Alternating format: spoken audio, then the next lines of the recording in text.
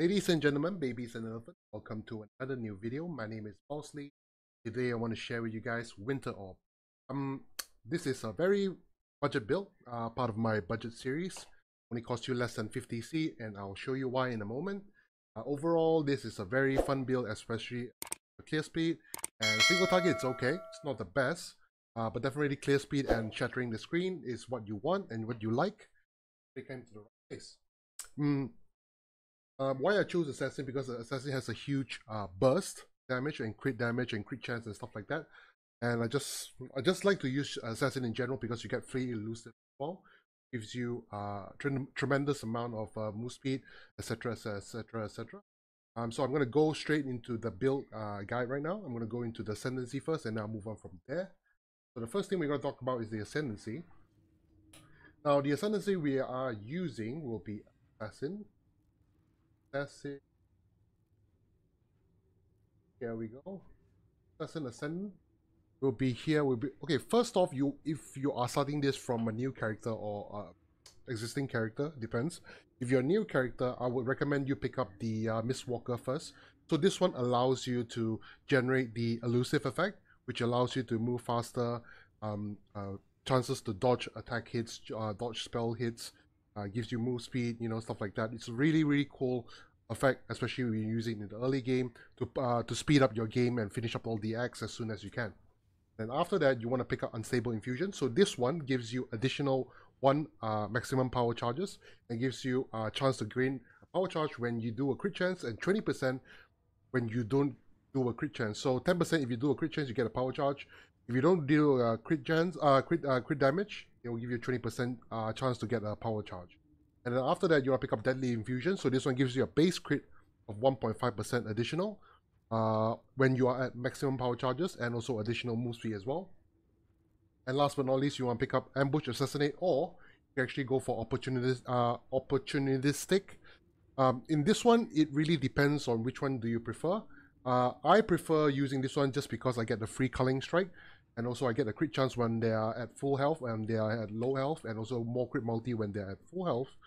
But for people, usually they will just go for opportunistic, because this one gives you move speed and more damage when there are one boss. So especially when you're going for bossing like Cyrus or Conqueror or a boss, most of the time they are just alone. So when they are alone, you get 25% more damage while they are at most one rare or unique enemy nearby. Now, for me, I prefer to have this one just because of the crit chance, crit multi, and mainly just because of the Culling Strike. But this one also gives me 25% more damage with hits and ailments against enemy that are low life as well. So it's really cool. So it depends up to you. You can use this one or this one. It doesn't really matter that much. Entirely up to you. I prefer to go for this one. So that is the... Next up, we're going to talk about the gear. So the gear here, we are trying to go as budget as we can. We really want to squeeze every single juice value out of the build. Gears especially. So one way to scale Winter Orb's damage is to scale the spell gem, the skill gems level. So in order to do that, one of the cheapest way to get this one will be getting the Terran Shiver. Now bear in mind, the only kind of a 5-link, not even a 6-link, will be the armor. This one, you do not need a 6-link or a 5-link. You only need a 4-link. A 5-link is totally unnecessary, but if you do want a 5-link, you can. What you do is you get a staff like this one. The staff will cost you, the base will cost you 1 chaos. And then get a Jeweller's Orb, Jeweller's Touch Prophecy from the market, which costs you about 3 chaos. So then you use the Jeweller's Orb, it will turn it into a 5-link. So it's up to you. Or you can just stick with a 4-link, it's up to you. Totally up to you. It's really easy, very simple. If it's 5-link, it only costs you 5C. If it's only 4-link, it only may cost you 1 or 2 chaos. That's it. That is the weapon. Reason, because a few things. These gives us more spell damage, gives us cold damage, gives us cast speed, gives us +2 level to all cold spell skill gems. Really important. So this is the reason why I'm using this one. Very straightforward. This one is quite, I would say this is quite important where you want to get the helmet because of the helmet enchant. Because this helmet enchant gives us additional 2 stages. Now, how does Winter Orb actually work? I'm just going to demonstrate for you. So what you do is, when you run around, you don't press, and usually like skills, like let's say Ice Shot or any other skill burst skills, usually you just go up to them and then you right click or whatever key that you assign for your skill. You use it and then you move and then you click it, you move, you click, you move, you click, if you get what I'm saying. So this one is a little bit different. So what you do, you charge up. See, as this one goes up, you charge up. And then all you need to do is just move around while you have the charges. And then this one will spray out the projectiles, dealing damage in the area, right? So you want to keep this always up. So without the helm enchant, you can only charge up to 10 charges. Each charge will give you like, you know, a few seconds. So additional 2 charges, 2 stages will give you a bit more duration, kind of. So it's actually quite important. So I'd rather have the 12 stages instead of 10 stages. So you just run around and make sure you just keep the 12 stages up. And this one will keep spraying damage over and over again in the area as you go by, right? So make sure you keep the ball as big as you can. So that is the reason why I say the helm enchant is quite important. Just get the helm enchant with +2 maximum stages. The stats doesn't really matter that much, but of course, it's best that you can get something that has resist, because we are trying to cap our resist as well. So if you can get something with life with resist, definitely go for that one, or just craft yourself. Use a pristine fossil and just craft a life on it and hope to get resist stats on it. Or you can just use a prismatic fossil to craft on elemental resist on it as well. Most importantly is the helm enchant. So this one can be any helmet. Most importantly, we're trying to get the helm enchant for +2 maximum stages. The amulet, it's very, very simple amulet. I got this for 2 chaos. Most importantly, the only thing we want from it is the +1 level to all spell skill gems. That's it. Other than that, everything else is just to fit your build. As you can see here, the only thing I'm utilizing from this amulet is the +1 gems and the stats and the fire res. The lightning damage to attacks and the accuracy doesn't apply to me at all. So this is very unnecessary, but it's cheap, right? So this one works as well. It actually does the job. It gets the job done, right? The rings as well, very simple. Just get any ring. You don't have to get a ring like this. This one, you can get it for like a few chaos. If you want something even cheaper, you can just get a ring with life and resist, just to cap your life and resist. This one gives me life and resist. I just so happen to have this one stored in my stash. I just took it out and use it. Simple as that, right? This one is quite crucial. Now, this is actually a quite awesome ring, Profane Proxy. So what does it do? First off, it +3 to your current curse gem. Okay, so we are using Frostbite on this curse gem. Now, this one we already have +1 and +2 over here to all spell skill gems. So we get +3. And then another +3 on the ring, so we get +6. So our Frostbite is actually +6 on the Frostbite, which is level 27. So this one gives us -51% cold resist curse on any enemy, and chance to 25% chance to freeze them as well. So it's huge. So this is our only curse that we are running right now. So how does this work? So when you wear this ring, only that it gives you cold and lightning resist as well. Mainly we want to have it on our right socket. You don't want to put it on the left socket. You have to make sure you have it on the right socket. Reason why? Now we have two, when we have skitter bots, we have 2 bots. One applies shock, one applies chill. We want the chill one to remain the same. We want them to apply the chill because while our skills mainly are more, all of them are all cold skills. But the shock doesn't really matter that much. So we want to replace this. Instead of them applying the shock effect, they are applying the curse effect instead. So they are applying the frostbite in that area, which is huge. So basically you don't need to cast your curse. It's already done by the skitterbots. Just run around. The skitterbots are cursing the enemies nearby, -51% cold resist, and also the chilling them because of the chilling skitterbot, which is really, really cool. So I really like this ring added on this build because it brings so much value, which very, very, very minimal cost. The ring only costs you like, I would say 3 to 4 chaos, about there. Very, very cheap. Sometimes you can even get it for 2 chaos. Really, really cheap, and then just put in the gem over here. So the armor as well, very, very cheap. Just get the armor for, you can get it for like 1 or 2 chaos, the armor itself. And then after that, you can use a Jeweler's Touch to just make it 5-link. Because I already have this one 5-link in my stash, I just took it out and used it, but I just checked. The base armor only costs you like 1 or 2 chaos, and then after you can use Jeweler's Touch, just craft on it and make it a 5-link. Now, the reason why we're using this is because this one gives us a +6 it gives us a free link on the end because it's supported by a level 25 elemental penetration, which is really, really important. So our elemental penetration, as you can see here, according to Winter Orb, we have minus 37% for all fire, cold, and lightning over here, right? So this one comes for the armor. Additionally, on top of that, if the enemy is cursed minus 51, they are actually getting almost 88% cold resistance penetration, kind of. So, which is really huge and a huge damage boost for you, especially when you go bossing, because bossing has a lot of elemental resist. So this one will actually penetrate all the elemental resist, which brings them down for you to damage them.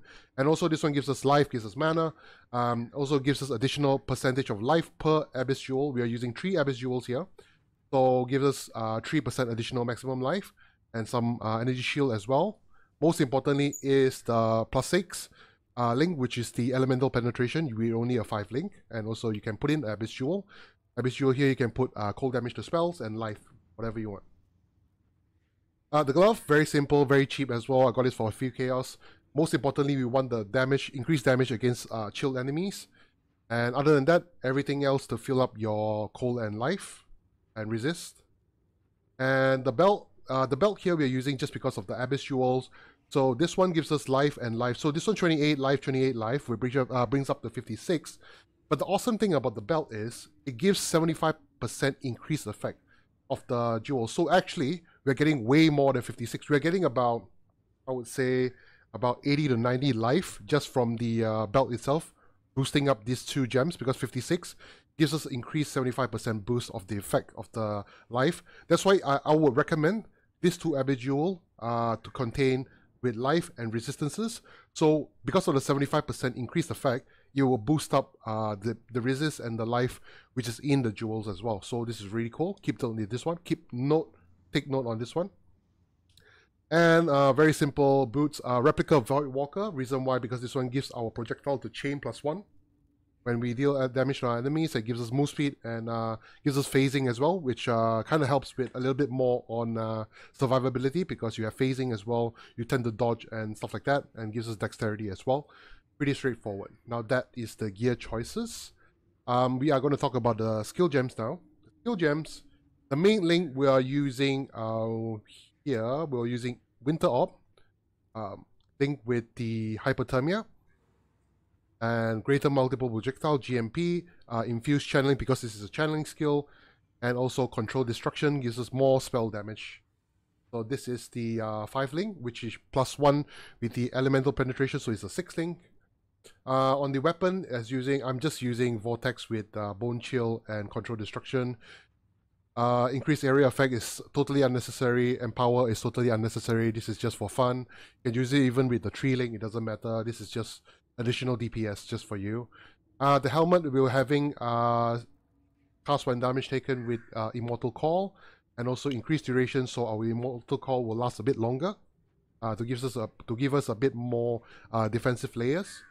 On the gloves, we are having Second Wind with dash, so it gives us additional charges on the dash, and Frost Bomb to cast on the enemy. So what you do is usually the flow, the rotation will be go up to the enemy, cast a Frost Bomb, cast a Vortex, and then zap, zap, zap, zap, zap. That's how you actually kind of make your DPS work. Portal Gem, if you've watched my video before, you know I hate carrying Portal Skulls. So definitely always there will be a spot for Portal Gem unless I don't have a choice. And Frostbite will be on the ring.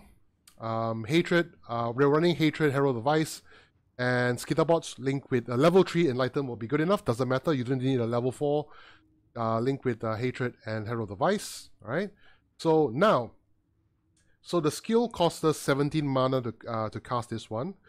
So we don't have to worry about it reserving all our mana, because the skill won't be using our mana, we'll be using the energy shield instead because of Eldritch Battery, which is on the skill tree. I'm going to explain a bit more on that one later on during the skill tree part. I'm just going to finish up with the Flask choices first. So the Flask, we are using a Divine Life Flask with instant recovery and bleeding removal. Cinder Swallow's Urn, totally unnecessary. You can just easily remove this and replace with something else. You can just, you can just actually pick up plenty other choices of flask you can actually use. For example, you can just use some defensive layer flask. You can use a sulfur flask that gives you concentrated ground. You can actually use up evasion flask. You can use up ruby flask. You can use up onslaught flask if you want onslaught. Or you can use up the one of the flasks that gives you the block damage and spell damage. It's called granite flask. It's give me one sec. Get up for you. I am terribly sorry for that preparation. That flask called Rumi's concoction. Okay. You can replace that with Rumi's concoction as well. Dying Sun. You can replace it. You can replace it as well. It just gives you additional projectile. Just so happen I have it. I can use it. Depending on your budget. If you have budget, keep them both. This one will give us Wiseau will give us a lot of DPS boost because of the penetration additional as well. Because our highest resist will be cold, which is additional 100, which is additional. It is a total 140%. So that means it will trigger the penetration for cold at minus 14% on top of whatever that we already had, right? So this one gives us a huge damage boost as well, and Quicksilver Flask for more move speed. You can actually use the flask that gives you additional damage, Aziri's Promise as well. That one also gives you a lot of DPS boost if you want to use that one to replace the flask over here, which suits, try to fit in with your budget or your cost that you have. That is the flask. The Pantheons, I'm using Lunaris with Garukan for mapping. So this one gives me some avoidance and some physical damage reduction and some move speed over here.